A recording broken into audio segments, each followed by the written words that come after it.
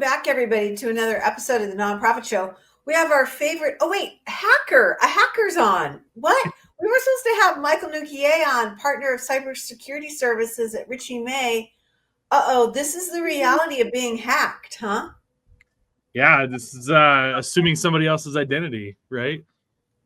Well, then this is why we need to have this discussion about pen testing and what it looks like and understanding cybercrime vulnerability. So we'll wait for Michael Nouguier to come on while we thank our partners, Bloomerang American Nonprofit Academy, Staffing Boutique, JMT Consulting, Interim Executives Academy, Your Part-Time Controller, and Fundraisers Friday. I'm Julia C. Patrick, CEO of the American Nonprofit Academy. Super shocked to welcome Michael Nouguier, partner at Cybersecurity. There he is. He's back. Okay. I love that you showed up this way, but I think, Michael, it speaks to the issue of cybersecurity and crime and these things that we don't even want to talk about. And we are thrilled that you are here to talk about it. So thank you and welcome back. Absolutely. Happy to be back, Julia. Well, we're going to get right into it. And what is a pen test? I mean, we have it here as two words. Sometimes it's one word. Sometimes it's penetration testing. What the heck is this? Yeah, it's a great question. It's a common cybersecurity service performed at your organization, nonprofit or any other organization alike, that tests for security weaknesses across every aspect of your organization. And the reason I wore my disguise today to fool everybody into thinking I was somebody different is because part of that is assuming other identities, pretending to be other people, social engineering, and phishing. I'm going to take these off so that I can breathe a little better through them, but much better. I think to answer the question of what is a pen test, it's really performing a real life simulation of hacking, to boil it up, against your organization to find where those security weaknesses lie, performing the same thing that cyber attackers are going to do against your network so that you don't get hit by those. You uncover them under the protection of an ethical hacker to make sure that you are identifying these weaknesses and covering those gaps before somebody else does and performs something negative against your network or your application or your email or whatever it may be. Wow. You know, we were talking in the green room until I met you. As much as we talk about cybersecurity and we get our hair on fire about it, as we should, I hadn't really had anyone bring this up other than you. And I mean, we know the word hacking and hackathons, and, you know, we kind of apply that a little loosely, but I find this is just really an important and strategic approach to cyber protection. Yeah, I mean, there's so many different analogies around what you want to understand when it comes to pen testing, right? When you buy a new house, right? You don't just buy it sight unseen. You hire an inspector to come in and poke and prod and make sure that nothing's broken or that things were performed correctly and under code. And it's the same concept with a pen test, right? You want a cyber ninja, if you will, somebody that is ethical in nature, right? And there's even certifications to confirm that they are an ethical hacker to come in and test your email, your network, your applications, whatever it is, to understand that none of those glaring weaknesses exist. That if somebody were to send you a phishing email and you were to click a link and they got your credentials, that they weren't going to be able to do anything else. We're trying to limit the blast radius as well of what could happen in a cyber attack. So I really appreciate that you kind of gave us some ideas. I mean, you mentioned email, your website, you know, client information, donor information. Right. There's not just one thing, right? I mean, you've got platforms that you're working with. So what is involved with this? Like, how do we even begin to think about, okay, we now get the concept, we got to invest in this. How do we go about it? Yeah, it all comes down to scoping and really talking to a professional like the team at Richey May Cybersecurity of what your organization, what technology encompasses your organization, what your organization involves, where you're storing data, the third parties that you're leveraging. Do you have websites, applications, things that across all these things? Everybody has email, right? We're not existing without email, and so that's always one area to start, right? Are you in the cloud? Are you on prem? And so we want to make sure to scope it out to understand the true nature of what you need to test, right? And that's starting point, right? From there, assuming the scope looks great, we want to then start doing open source intelligence gathering. We call it OSINT in the industry, open source OSINT intelligence gathering, so OSINT. And that's just doing our reconnaissance. Like, what can we find that anybody else in the world can find just by doing some Google searches, by poking and prodding through websites, things along those lines? Is there anything that can help us build a greater attack path or a greater story for how your organization will be attacked? Because we're going to do the same thing that the bad guys are going to do, right? We're going to look for all this data, and if we find something, we're going to let you know about it and explain the whole point there. And so during that reconnaissance phase, when we find something, right, we use that to then drive towards exploitation. We want to exploit what we find. Is there an open is there a computer that we can publicly access? Did we send a phishing email and it got through and somebody clicked it and now we have credentials, right? And so we're building this exploitation path to find those weaknesses. And then once we have exploited some of those weaknesses, we want to see what happens afterwards. And we call that post-exploitation, where we have gotten a foothold and now we're going to see what makes sense, right? We got into your email and now we're going to see if we can get into donor data, find credit card numbers, find bank accounts, find sensitive information, because all of those things impact an organization and help build a whether it's a ransomware type situation where we have your data and you have to pay to get it back, something along those lines. Now, we're not going to ransom as a part of a pen test. We want to make sure that we show you what we were able to uncover so that you can cover that, so that you don't get ransomed. And then the final stage is reporting, right? We give you a report. We talk you through those things, and we want you to we want to give you actionable reports. So here are the weaknesses, and here's what we would recommend to fix those weaknesses, right? It might be turning off certain features. It might be implementing new softwares. There's a lot of different aspects to it. And so we usually wait 30 to 90 days after that to give organizations time to fix those. And then we come back in and retest and say, great, we can't do this anymore. You have successfully kept these people out. And so it is a real proactive solution. It's actually required under cyber insurance and a lot of other things. We'll talk about that later, to perform these things so that you are being proactive through your cybersecurity measures. You know, it's absolutely fascinating, because the last time we had you on the nonprofit show, we spoke about these third-party platforms that nonprofits are partnering with, because frankly, it's just so much cheaper than to try and figure this all out yourself. And this is everything from client management software, and that sometimes can involve medical issues and HIPAA and legal issues that are really intense. It can involve donor data. It can involve things like how we collect donations, right? I mean, payment card information. Yeah. PCI is a very regulated industry. So yeah. Yeah. It's so, I almost want to use the word vast, right? So Yes. How would you recommend that we do this when we are using third-party software? And it could be pretty something simple as like a CRM, or it could be something much more, sophisticated. I'm thinking about, like accounting software and the accounting platforms that then tag into our donor relations. How do we go about that when we have all these different layers? Yeah, vast is a great word to use for that, because it is, right.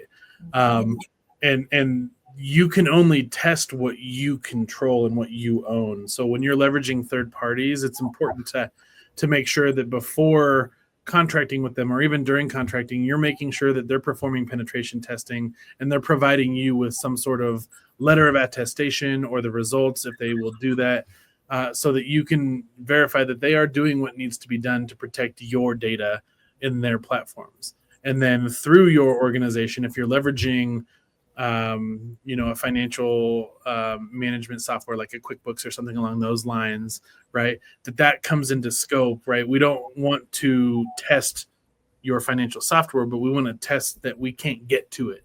We can't log into it. We can't pull data out of it. And so those come into the scope from that perspective. So it's really understanding what you own and what you can test, and then doing the due diligence against the people that those third parties that you're leveraging, and making sure that they're doing what they need to do. Wow, you've like blown my mind, because this is like so much more strategic and in depth than I would have ever thought. But then if you have an incursion and you have a problem, that means you probably are having to try. I can see why people haven't figured this out. Yeah. You mentioned this a long time ago to me, that a lot of times people have an incursion and it takes them a hell of a long time to figure it out that they've even had an attack. And so I can kind of see now why that happens, right? Because you don't know what you don't know. Yeah, I think you're referring to the statistic that, and back when we had talked about this a long time ago, it was 280 days before you identify that you've even been breached. And most people find out after they're breached that they've been breached, right? Like you get a ransom letter or somebody notifies you and says, hey, I found my information from you guys out on the dark web or something along those lines. Right. And so, right, that we have started to truncate that in the industry. It's still over 200 days or so before people find out. But this is one of those things that you do to truncate it in your organization, right? You do this testing because if you are starting to cover those gaps, right? If you do an inspection on your home and you find out that you don't even have door handles on your front door, it's really easy for somebody to walk in the front door.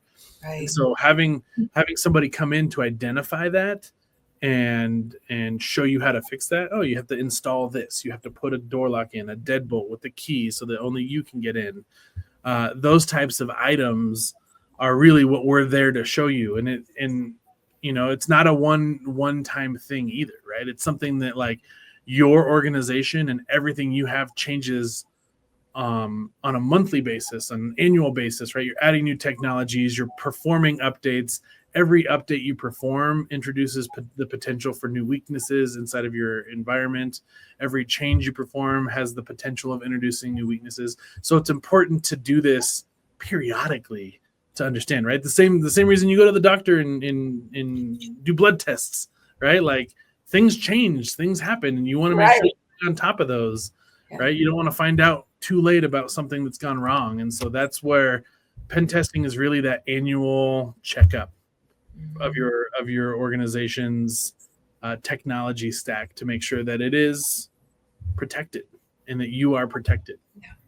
Well, and Michael, you bring up something that's really interesting, because the push is on in the nonprofit sector to advance up our tech stack and grow it, and not be so reticent and leaning into this.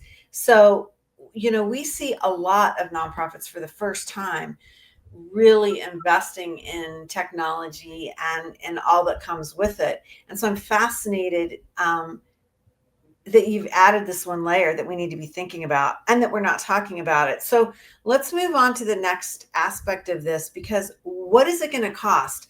I mean, how do we even figure out that we need somebody to do this for us or with us?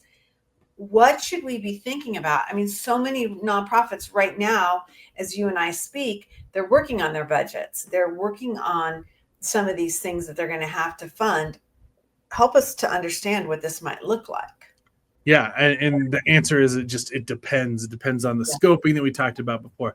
They can be super budget friendly to astronomic in size, depending on what you are providing, right? If you are collecting HIPAA data, PCI data, even a lot of the nonprofit plays in the judicial space, like CJIS data, very protected, very regulated information. You are required to do pen testing, and they specify across a lot of different federal regulators and even state regulators what those pen tests need to look for. That changes the amount of time you have to spend. Realistically, what it costs is how much time you want to spend on it, right? If you want to spend 3 days on a pen test, it's a lot less expensive, but you also don't get the same benefit of all of that research that goes into the organization. And so it's not one size fits all. Right. And there are, introductory pen tests. There's external, internal, remote, on-site, application, social engineering. There's a whole slew of things that need to be done. And I think it's really just talking to, a trusted advisor, somebody that understands the nonprofit industry, but also understands what these engagements need to look like, and really driving from there what an engagement like this might look like. There are some potential cost savings that come from it. One, you're not going to get breached usually by these routes, right? Like, it helps lower the cost of a breach. And there are statistics on this from like IBM. They work with the Ponemon Institute every year and do the cost of a data breach. Can lower the cost of a breach by $200,000+ just because you've understood what proactive security from that perspective. Insurance costs go down, right? And then also there's the investment into growth that this becomes, where what we like to talk about is, right, cybersecurity is often viewed as a cost center or an expense rather than a business enabler, right? Having a penetration test and going into donor arenas, going into donor events, going to all these other things, and being able to say, like, we've done our proactive security right. And so we're not just a nonprofit that performs X, Y, and Z for our constituents, but we're also a secure nonprofit. So you can trust us with your data as we are driving towards our mission to do whatever our mission is. And so, the cost range could start from $1,000 and go all the way up to hundreds and thousands of dollars, depending on size of organization and scope, like we talked about. So to give you some tangible numbers in that. I think one of the things that's really interesting that you talked about, and I've got to believe that there are a lot of organizations that haven't even thought of this, is the contractual obligation that you need to maintain or conduct this type of pen testing if you are engaging with certain types of contractors. Like, you mentioned the justice system, healthcare, anything that has to do with really sensitive information. Certainly we're talking about children and minors. There are a lot of these things that are built in, and yet maybe not realized at the time you enter into some type of contracting engagement. Yeah, people may be agreeing to contracts without even truly understanding that they have to perform this. Yeah. I've worked with umpteen hospitals in my day, and I know that a lot of nonprofits work alongside hospitals. A lot of the contracts that we get are requiring these security programs that include annual penetration testing, and we have to provide an attestation that we do it annually to work with these. And so it would not strike me if these are coming up inside of contracts for the nonprofit arena, and especially in like the medical industry, and even in the some of the more regulated industries as well. Yeah. So let's dig into that a little bit, because you mentioned it's almost, I see it in my mind like the certificate of insurance. When you're going to go on offsite and you're going to do something, that your carrier or that the contracting facility, your partner will require that certificate of insurance, or that attestation, as you mentioned. What does some of these reports, what do they look like, and how are we having to provide that backup data that we have engaged in this? Yeah, I think, I brought up the analogy that, like, doing a pen test is like getting a physical annually, kind of, right? You don't necessarily want to take your blood test results and hand those out to just random people. And so Yeah. that report that you're getting from a penetration test it's an intimate report. It's telling you areas of weakness that you may not want to share with everybody, but you're getting this to fix those. And so that report is yours to run and drive and fix. But every engagement should come with like a letter of attestation or a letter of assessment. We call ours a letter of assessment, which basically states that we tested you from this period to this period on a particular scope for X amount of days, and we found these results. And like by these results, like critical, a couple high, a couple medium. Like we classify results based on priority and severity. And then, we say, after 90 days, we went back and retested and all of those were fixed. And so it's a great report to hand out if you're fixing everything, right? It's to say, right. I've completed all these things. Here's a report, an independent, disinterested third party identified for us, and we were able to complete. So. Wow.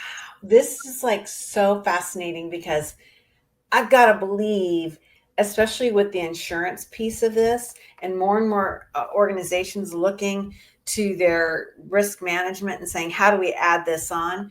I've got to believe there are going to be a lot of nonprofits that are kind of shocked about the whole concept of pen testing and that's being pulled back through. Because even with you talking about the change of insurance and regulations around cybersecurity, it's not a given that you're going to be able to just add this onto your policy. Yeah, you might not.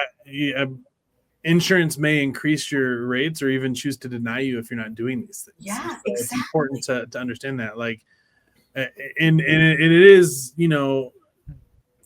a lot of times based on the size and risk of an organization, right? Insurance is focused heavily on risk. And so this is one of those things that reduces risk so much that we've seen denials because people won't do pen testing, or they'll have to do it last second. And what we know about anything is that the longer you wait to do it, the more expensive they tend to become. And so it's one of those things that proactively following this and then driving it back into your insurance and saying, we got a pen test and here it is, and we fixed everything. And we'd like to see our rate go down is something that's not uncommon to do in the cyber insurance realm. So I'm fascinated by this. I'm really interested in the whole concept, and then how we as a sector look at engaging it and then understanding it. I think It's absolutely riveting that you would do something like this, and then you do it a second time with a follow-up to say, what did we learn? What did we fix? Your scoring piece of it. It's not a one and done. And then if you're cycling back through, you're adding platforms, adding people, your business is changing, whatever, all of the above. Yeah. You got to turn around and do this within the next 12 months, it sounds like. Yeah, exactly. It's not uncommon to do that, and to do penetration testing annually. We see it mostly in regulated industries where they do it at least annually. And it is one of those things that it's, hey, we need to do this again. Like, let's re-engage and start driving forward with this. And we get a lot of, organizations that come under regulation eventually, and they're like, hey, we've never done a pen test before. We need help understanding it. And like, that conversation's free because it is important to understand what you're getting yourself into, and not just, like I said, they're not one size fit all, and not everybody performs them the same way. And so we follow standard methodologies, and we want to make sure that the things are being tested comprehensively and performed with the utmost experience and standards in the industry. So we don't have a lot of time left. Let me ask you this kind of like bizarre question, and that is like, how much do you alert your staff and your team to this? I'm thinking about school fire drills, and where they'll like tell the teachers, okay, teachers, we're going to do a fire drill on Tuesday at 10. And the teachers aren't really supposed to tell their kids or their students or their teams. Do you have something like that where you tell the C-suite, okay, we're going to be doing this? and be Yeah, on the lookout? Or how do you navigate that? yeah. So it depends, right? On some like network pen testing. Typically, you inform those that need to be involved in it, and that's about where you stop, right? Like especially Okay. with like social engineering, if we're going to send out phishing emails and play the part of the bad guy and try and trick people into clicking links and whatnot, like if you inform them ahead of time, then everybody's going to be looking out for those, and that doesn't create a real world sample, right? Right. If people know it's coming at a specific time, they're going to keep an eye out. But that's what vigilance is, right? Like you will be attacked at every time throughout the day. There's no warning, and so warning your staff to these types of things is really, it creates insufficient results sometimes. Okay. Okay. Interesting. I'm absolutely fascinated by this, and I am so appreciative that you brought it up. I think we're going to have more questions that come in about this because you kind of just like let us peek through the curtain, and it's just even with me here with you today on the Nonprofit Show, it just a swirl of questions have come up, and it's really an interesting conversation, and I'm just delighted that we would have you and the hacker that first came on. There we go. That evil hacker, Michael Nouguier. He's a partner with the cybersecurity section over at Richey May. Richey May is really an interesting company because it started out as an accounting services company, and Michael has really helped grow this part. Michael, I've got to believe that this was pushed forward by clients within Richey May having problems, and then it's not just the accounting division that's having problems, but these expenses and these things that come up. It's really fascinating to see how this side of your business has grown. Yes, absolutely. It has been driven from the questions that come up, right? And you reach out to those that you trust, and so we tend to be trusted across our client base, and so we started building out services to align with what they're requesting. So It's just riveting, and I wish we didn't have to have these conversations, but I'm so grateful that we can, so that we can start to arm our organizations to be more proactive. And especially, you said something that just chilled me to the bone, and I'll reiterate this again. There are probably a lot of organizations that have some contractual arrangement that's requiring this or that wants this to be going on. And if you don't know about it and you haven't planned for it financially, intellectually, with an expert, you're not just out of compliance, you're injuring your organization possibly. potentially, yeah. Wow, just fascinating. Well, this has been a great conversation. You can learn more about Michael and his team and what they do at Richey, Richey, May.com. And you can learn all about what it is that they do and how they do it. We get to do this every day because we have amazing partners, and they include Bloomerang, American Nonprofit Academy, Staffing Boutique, JMT Consulting, Interim Executives Academy, Your Part-Time Controller, and Fundraisers Friday. These are the folks that support us day in and day out.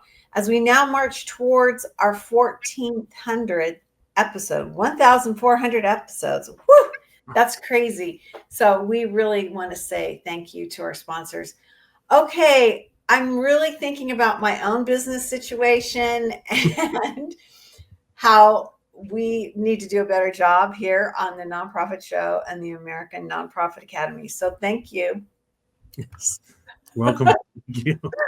I'm kind of thankful, but I'm like kind of not, because it's like a little stressful, but you pointed out some great things. So we need to work on that. Hey, everybody, as we end each and every episode, we like leaving with this message. And today, I'm thinking about cybersecurity when I say it. And the message is this: to stay well so you can do well.